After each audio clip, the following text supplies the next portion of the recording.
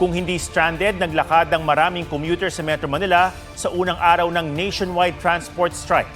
Pinag-aaralan naman ng gobyerno ang pag-arkila sa mga PUV driver at operator para matulungan sila at hindi rin mawala ng masasakyan ang mga commuter. May report mula kay Joseph Morong. Mula pagpasok kaninang umaga hanggang pag-uwi ngayong gabi, naging mandiligma sa lansangan ng maraming commuter.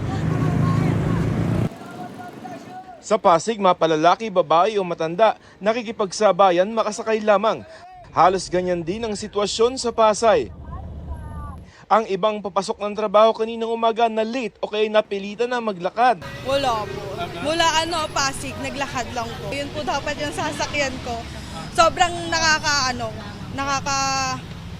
Sinitext rin ako ng manager. Late na nga po eh. Ang aga ko pa dito tapos ganito po yung Ganito lang po yung alternate na nila. Preno muna kasi sa pamamasada ang ilang jeepney driver ngayong araw dahil sa transport strike.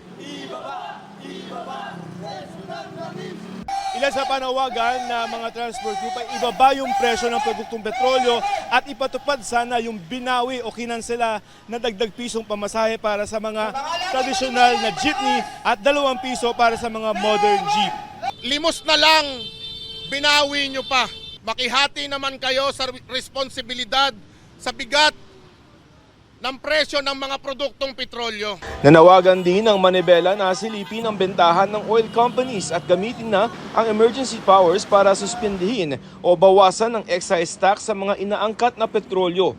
Sa libreng sakay ng LGU, kumapit ang maraming commuter. Maghapon ngayon ito Hanggang gabi po, hanggang bukas din po.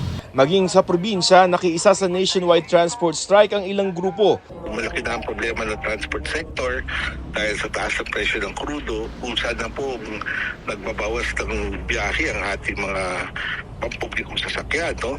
Tapos dadagdagan mo pa ng tigil pasada, so it does not help anybody. Ayon sa LTFRB, kahit na walang tigil pasada, kapansin-pansin na ang paghaba ng pila ng mga pasahero.